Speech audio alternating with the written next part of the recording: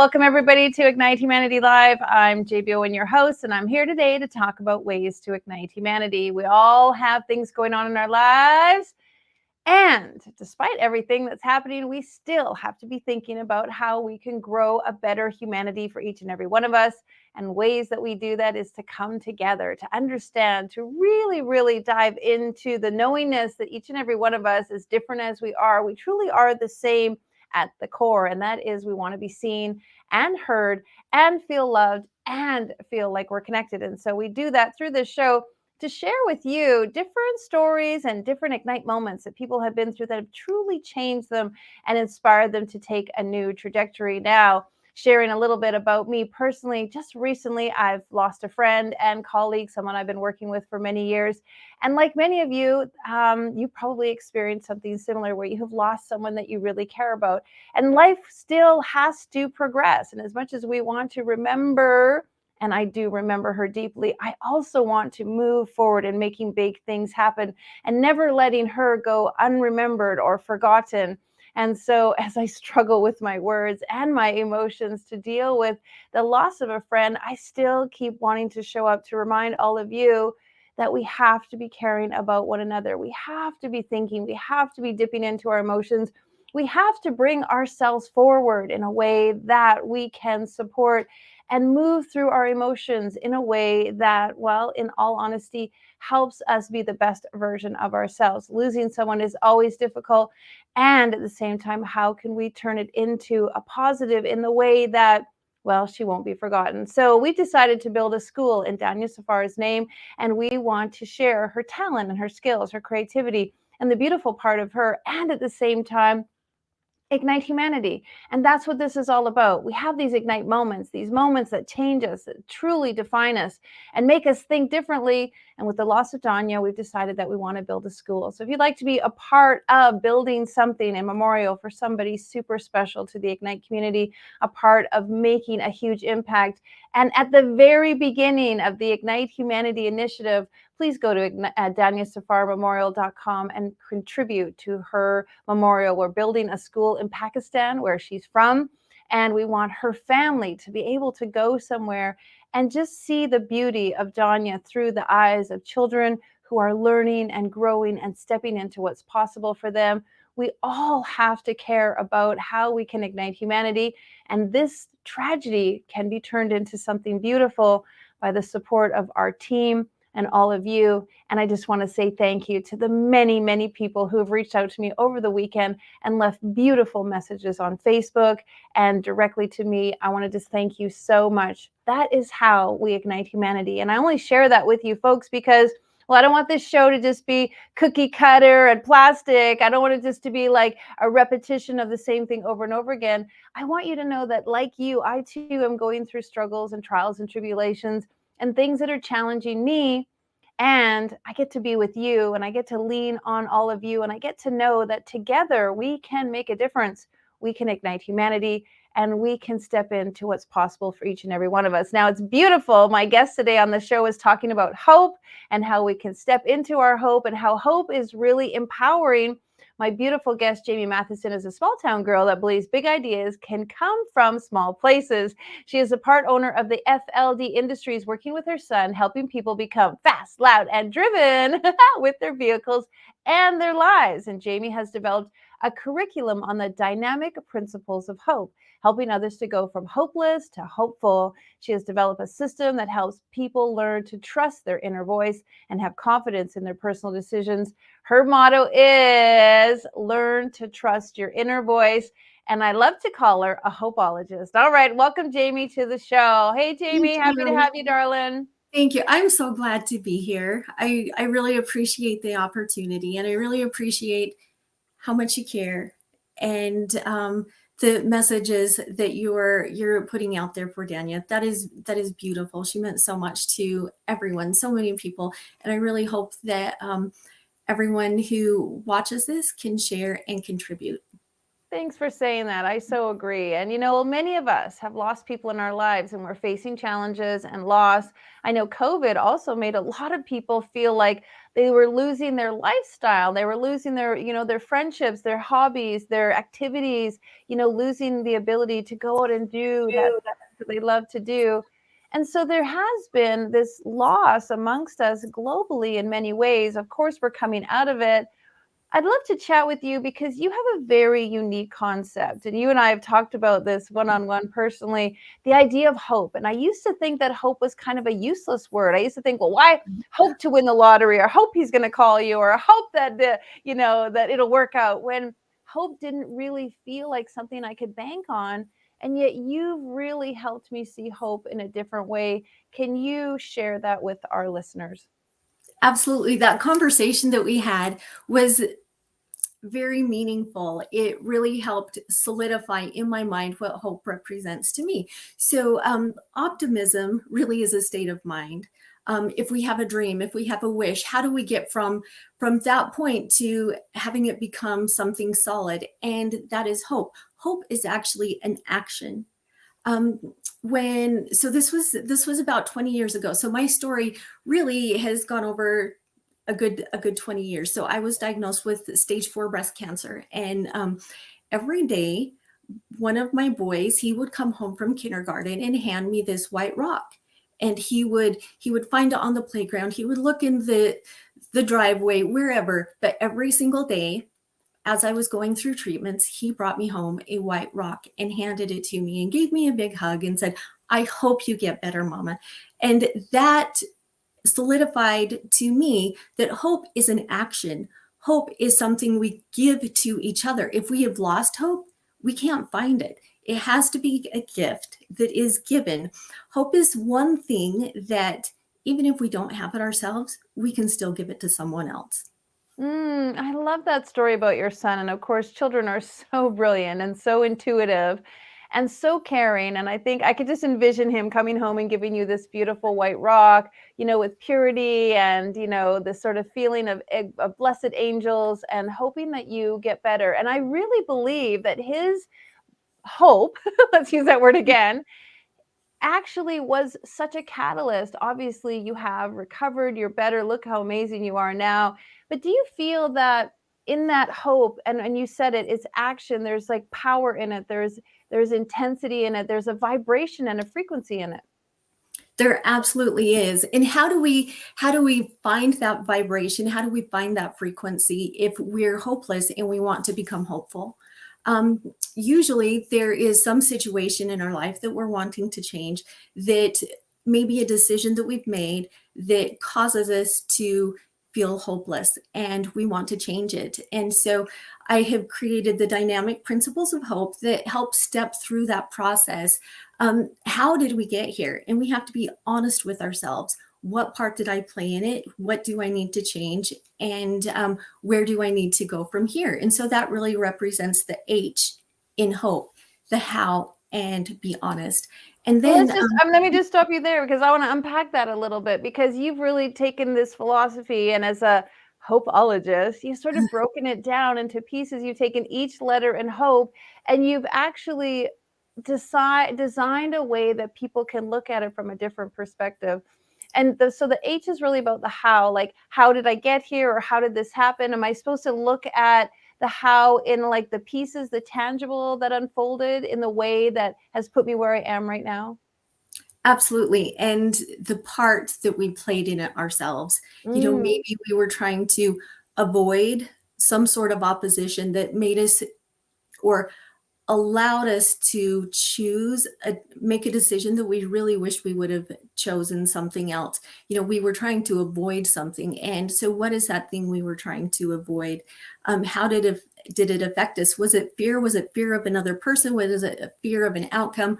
Or I think, it was the simple decision? yeah, and sorry to cut you off, but I also think it's great because when you ask the how did I get here, or how did this unfold, it has a lot of ownership in it, because sometimes people can take the victim role. This was done to me, this was forced upon me, somebody did this, or like I'm helpless and I just was it all unfolded and I didn't have anything to do with it.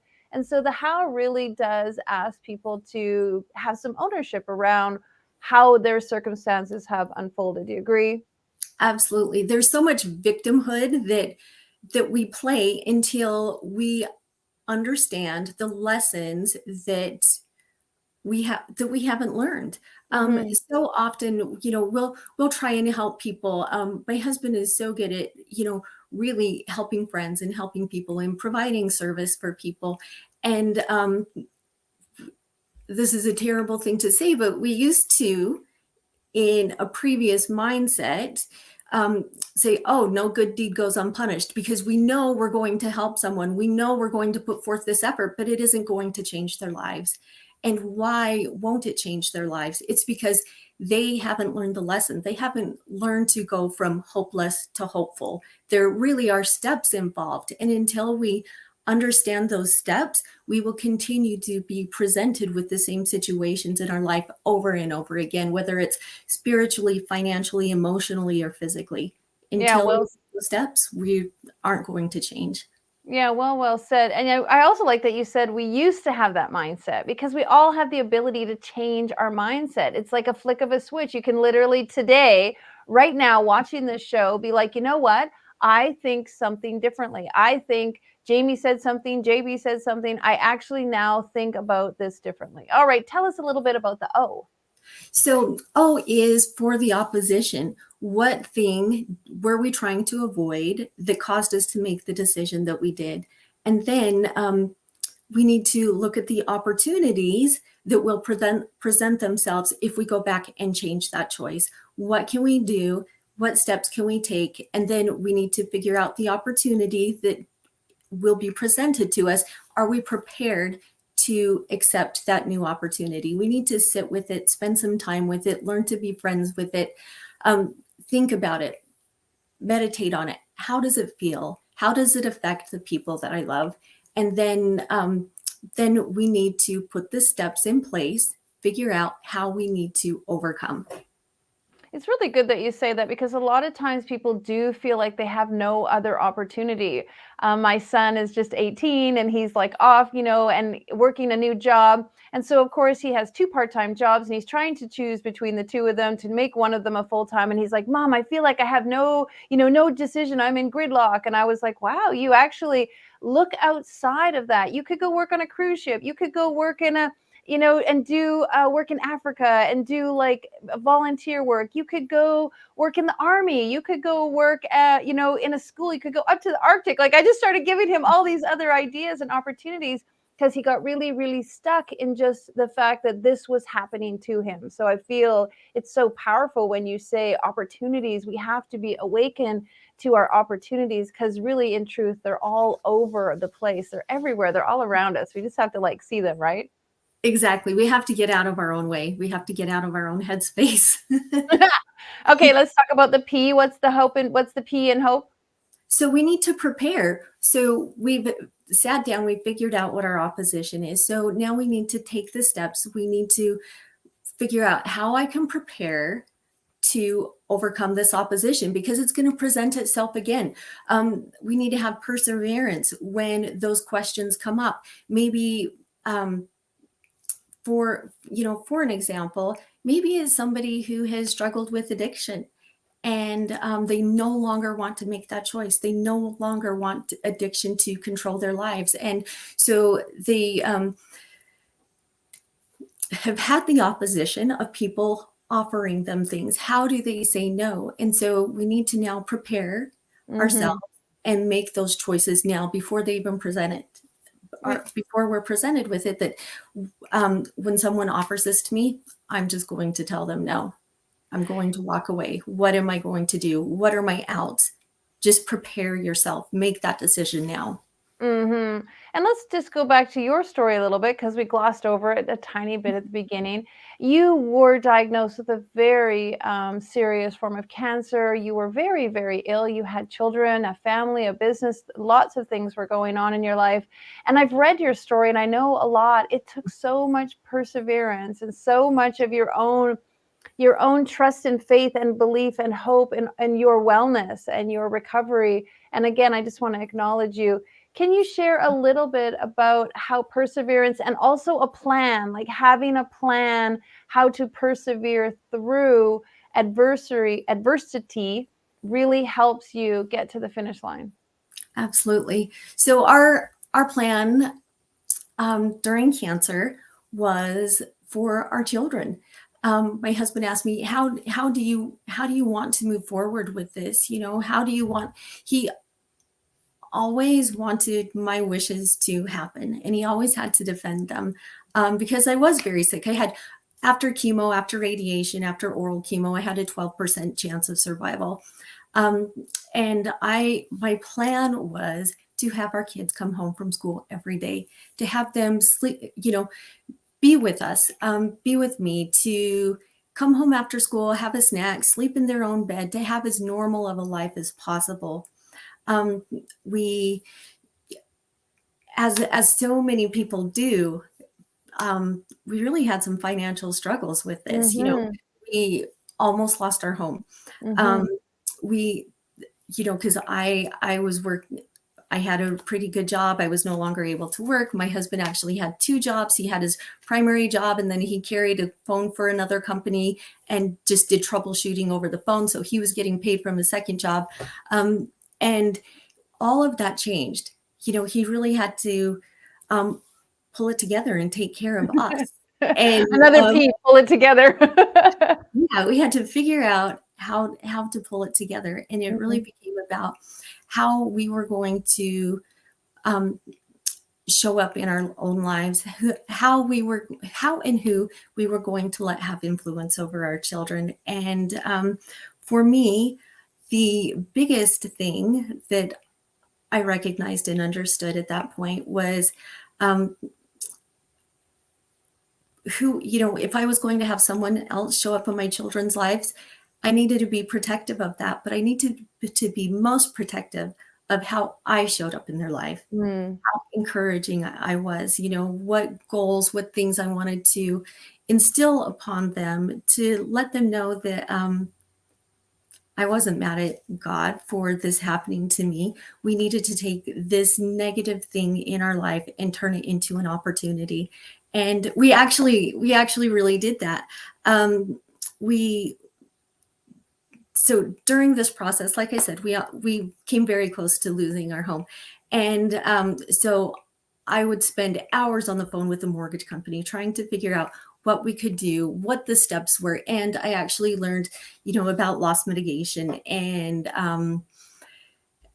all sorts of things with mortgages. And so once I got better, I got my mortgage license, I got my insurance license. I took the things that I did not understand and I educated myself about them so I could make proper steps. And then for us to actually pay off our bills during cancer, I learned how to do bank negotiations. That's how we were able to save our own home. And so then afterwards, I felt that, you know, if we needed these skills, if we needed this to keep our family together, to keep our home intact, other people with illnesses would need the same thing. They need that ability, because when we have lost hope, again, um, we can't find it. When we don't Mhm. have skills, when we don't know what we're missing, someone has to give it to us. It has to be a gift. And so, um, so we started doing bank negotiations for people that were in a similar situation.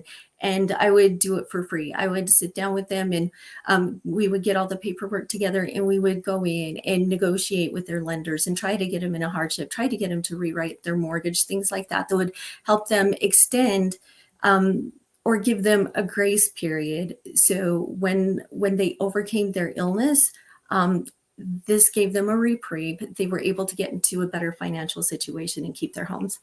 It's so powerful and precious that you, while recovering, was also thinking about others. And I just want to showcase that again, That's how we ignite humanity. We have a situation in our lives, and it can be so difficult and it can be so trialsome. And yet, there you are, Jammie, working towards saving your home, saving your family, and then seeing ways that you can help somebody else who'd be going through the same situation. And I just want to applaud you and Thank you. show you and say, how brave are you and how inspirational, because many of us have difficulties and we just focus on ourselves. And as you got better and healthier, you were able to focus on others. And obviously, your hope and your knowingness really brought you through that. All right. I love it. I love it. I love it. Okay. Well, let's hear the E, because I know people are wondering. So E is explore. We need to explore our options. So we have a list now of different things that we can do. We have prepared. These are the things that I'm going to do. So now we need to explore them. How can we do those things? Is it a simple yes or no? Are they, daily things, daily meditation that we need to go over in our minds, so we are prepared? And as we take those steps every single day, we will continue to evolve. And that evolving will encourage us to understand that we can actually make those changes. We can take those steps because our mindset has changed as well. We have evolved into a different person. Yeah, one of the principles of Ignite Humanity is foster positive expansion and loving evolution, because we do need to evolve. We all have to evolve. Nothing can stay the same. If we just sit, my uncle actually told me this, if you just sit in your house and do nothing, God will make the roof fall in on you, because something has to evolve. You have to evolve. You have to grow. And evolution is part of who we are. In fact, our brains are coded to evolve, and we want to constantly be in an evolutionary state. And so I love that that is a part of your acronym, is to evolve. And then a little bit of what makes me think about is we have to do exercises, and not just physical exercises, but mental exercises, learning exercises. We have to exercise our brain and our spirit and our body and all of those things to also evolve and grow. Absolutely. Absolutely. I have a chapter in your Ignite Faith book, and I'm so excited for that to come out. And one of the steps, so at the end of the chapters, we have, these 2 or 3 or 5 things that we can state that what are things that we did, our action steps, what are things that we did that can help others. And, when you say exercise, all of us, I was at a point that I couldn't walk, that I couldn't stand, and very, very sick, and had no balance. And so one of the things that I would practice to even exercise is just stand up, and I would try and stand on one foot. I would lift one foot just a few inches off the ground and stand on one foot, and then I would switch legs. And I learned a very important lesson with that, that for us to stand on our own feet, we have to have balance.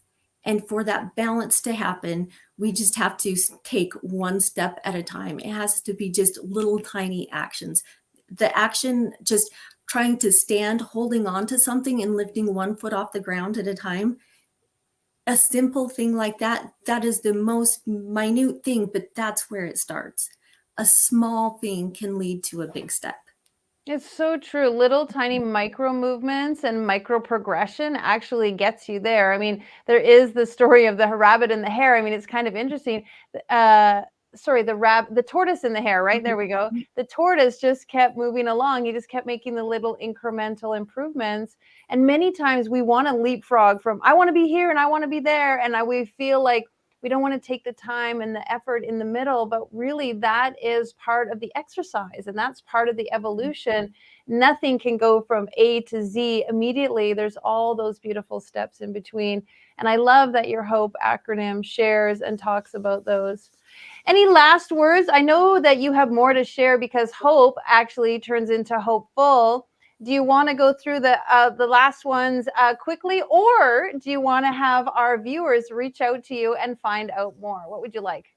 They can reach out to me and find out more. Absolutely. Let's see. A good email address is Jammie Hopeful at gmail.com, or JammieGiveHope@Gmail, or MATHEJA09 @Gmail. Either of those work, and we can list those out. Awesome. And then we have principlesofhope.org also on our screen. Can people connect with you through there? Yes, absolutely. That's probably the best place to do it.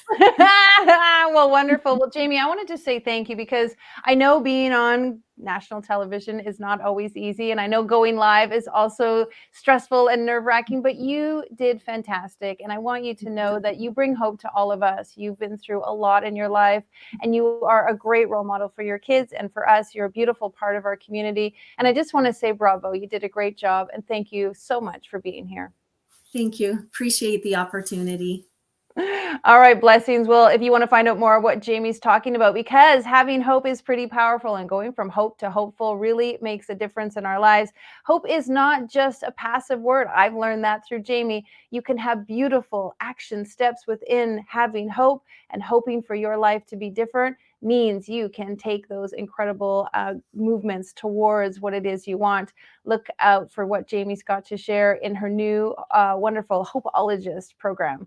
All right, well, we want to share, if you love this show like we do, you can watch more of it. If you wanted to see all of our episodes, please go to ignitehumanity.life/share and check out what we're up to, see some of our other guests, and be a part of our community, because we're making amazing things happen. We're building schools around the globe, and if you would like to be part of Danya's school, we would love for you to donate. Every single dollar buys a brick, and we need 35,000 bricks to build a school. We want to do something in Danya's honor, so please go to Danya Safar Memorial and .com, and you can share. Or if you'd like, you can go to classroomofhope.org. That is our partnership charity, classroomofhope.org, and then just search Danya Safar and you will see the information there.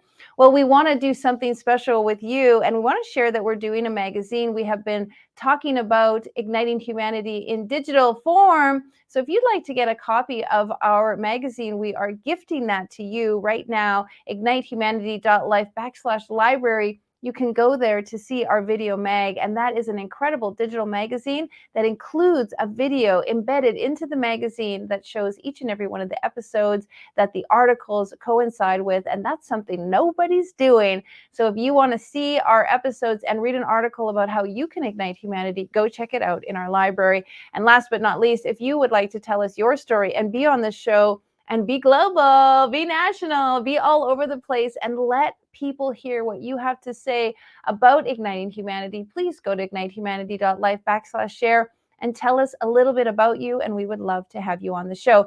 Now, many of our guests over the last couple of weeks have been talking about our Ignite Your Faith book. We are doing a book about faith, and that's what we do. We love to tell Ignite moments and Ignite stories, and our new books are coming out. We have books on courage, joy, success, creativity, purpose, and also about igniting humanity. If you would like to be in one of our books and share your Ignite moment, please go to our website, ignitehumanity.life, and you can check out and definitely apply. Once again, ignitehumanity.life.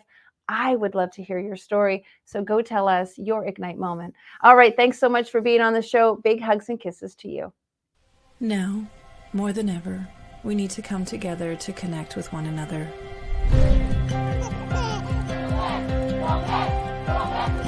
We need to feel the truth in who we are and let go of everything that's happened in the past. We need to empower every person on the planet and awaken hearts, enliven souls, come together, laugh, play, rejoice, connect, create, and love.